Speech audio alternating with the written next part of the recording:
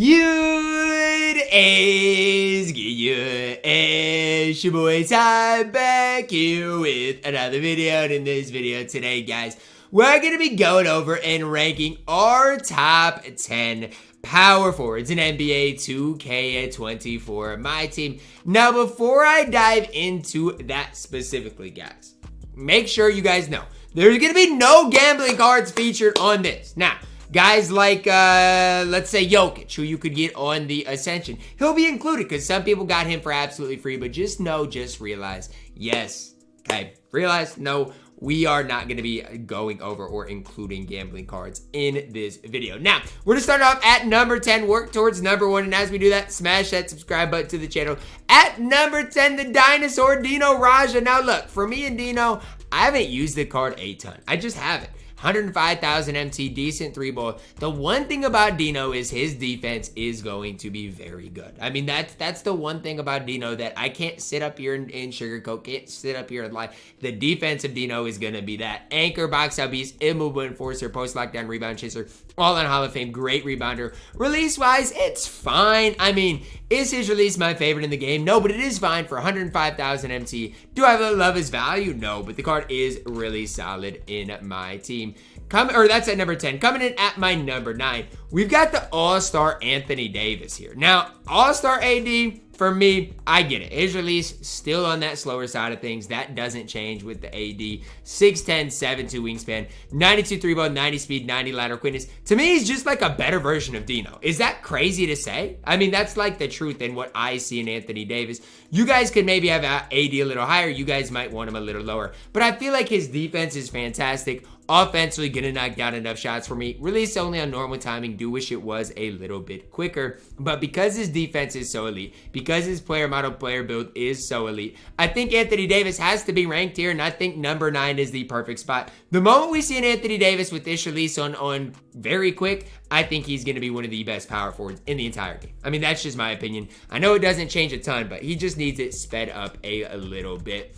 At my number 8, we're plugging in Mr. Rafe LaFrance. Now, a lot of cards I'm not going to put on both the power forward and small forward list, such as like a Dennis Rodman. He's only going to be on the small forward list. A guy that might be on both lists, or two different lists, is like a Rafe LaFrance. He might be on this power forward list. Also might put him on the center list. Think about it like this. He's very similar to Anthony Davis. His release is just quite a bit better. Defensively might not be as good. So, I mean, whether you want Rafe higher or lower than Anthony Davis, I think it's fair to say he's on that similar level. AD is an inch shorter here than Rafe, but I feel like AD's player build might be a little bit better. And so even that is a tough type of comparison for Mr. Rafe LaFrance. Is 8 maybe a little too high? Some people might argue, but I think it's a perfect spot for a guy that's going to knock down shots with a really solid release. A guy that's going to be 6'11", play lanes. What else could you really want out of a power forward in my team? Rafe coming in at number 8. At my number 7, we're plugging in Mr. Kevin Love Galaxy Opal. Is it our first Galaxy Opal? It is. Our first Galaxy Opal here on this list. Now, only 6'8". That's the big red flag for Kevin Love. 6'8", only an 86 speed. 2 big red flags. Now, what are the pros? 96 3-ball, K-Love based on very quick, pro 2-leaner, MJ dribble style. You got some pros, you got some cons. Defensively, not going to be great, but he does have nearly every badge you could ask for, including the immovable enforcer. At least I don't even think I see the immovable enforcer badge here on PlayStation. I don't know. I don't even see it here. But Kevin Love is absolutely fantastic. It all starts and ends with that K-Love base on very quick. Movement-wise, for being 6'8", is going to be really, really solid. I just wish he was a little bit taller. I mean, that's the one maybe complaint that I do have for Kevin Love in my team.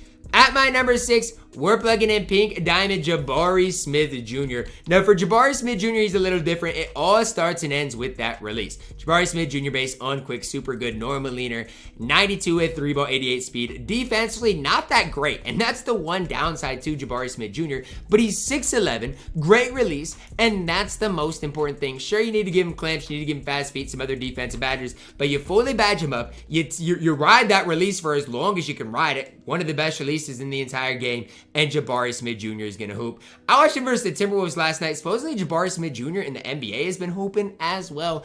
No, he was upset about not being the number 1 overall pick. I think teams made the right decision. Jabari Smith Jr. coming in at number 6 on this list. Cracking our top 5, we're plugging in Jaren Jackson Jr. I do got to say, I'm sorry to Jaren. I want to personally apologize. I was lower on Jaren when the card came out than I should have been. And I will admit when I'm wrong, and I was wrong with that. This card is really good. Now, I know his release isn't, you know, what as good as a lot of people want it to be, but it's still decently quick. It's just kind of a low release point, which I do think makes a lot of people a little nervous to run Jaren, but he's 6'10", wide player model, wide player build, long player model, long player build. To me, he reminds me a lot of Anthony Davis.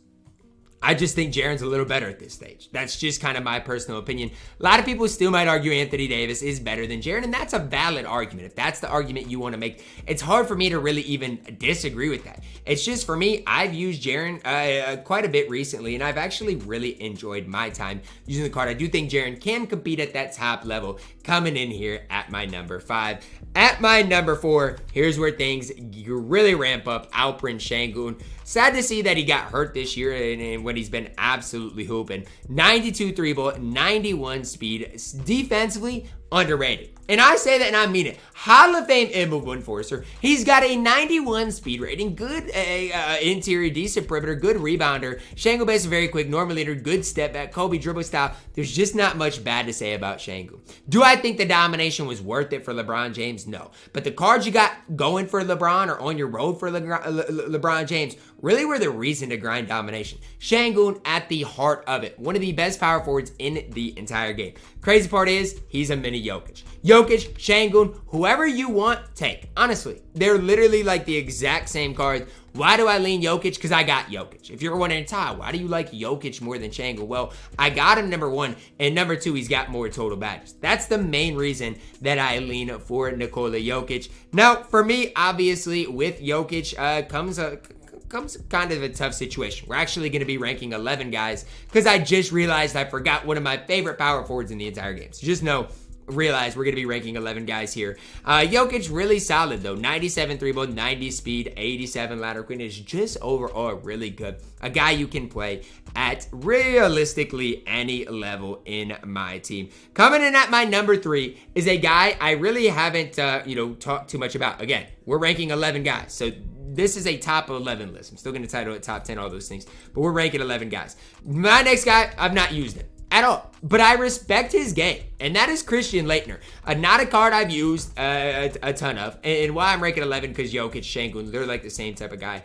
Laettner's 96 3-ball, 88 speed, really solid all the way around. Don't know about that release. I think it's fine. D-book leaner, MJ dribble style. Maybe he's better than I have him, honestly. And that's just me being completely honest with you. He could be better than I have him here at number 3. The problem is, I don't want to grind for Christian Laettner. Like, I don't play co-op number 1. I never really have, never really will, because none of my really friends play my team. But the card looks fantastic. If you got Christian Laettner, he can play at a really, really high level in my team. Coming in at my number 2, this is the guy I really wanted to talk about. Pink Diamond Tyson Chandler. 76 3-ball, 91 speed, perfect defensively. This is the guy that I initially left off the list, and I'm like, you know what? I gotta plug Tyson Chandler in here somewhere. I don't know where he fits in, but he's gotta be plugged in. And I think number 2 is the right spot. Why? Because when we're looking at these cards, especially on the defensive end of the court, who's better than Tyson Chandler? Who? There's not one guy on this list that's going to do more for you on the defensive end of the court specifically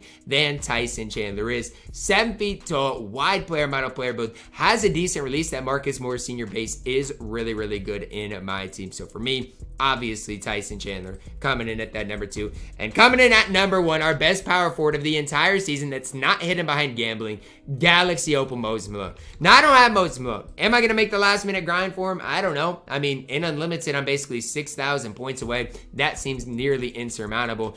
83 ball, a little low, 94 speed, good interior, good perimeter, good lateral. There's nothing really bad I can say about Moses Malone. Karl Malone base on quick, Kobe dribble style, pro leaner. This card is absolutely elite, absolutely fantastic. If you went this season and got Moses Malone, in my opinion, you've got the best power forward in the entire game that's not behind gambling. Now, if you have Galaxy Opal Giannis, if you have Galaxy Opal Chet, all these cards, then obviously they take precedence. But for me, not behind gambling, you're talking about Galaxy Opal Moses Malone being your top power forward in the entire game. Ended up ranking 11. Dino, sorry, you don't make the top 10 when it really gets down to it. Let me know your thoughts on my top 10 power forwards in the entire game down below in the comments. Drop a like on the video, subscribe if you're new, and as always, man, I love you guys. Have a blessed day.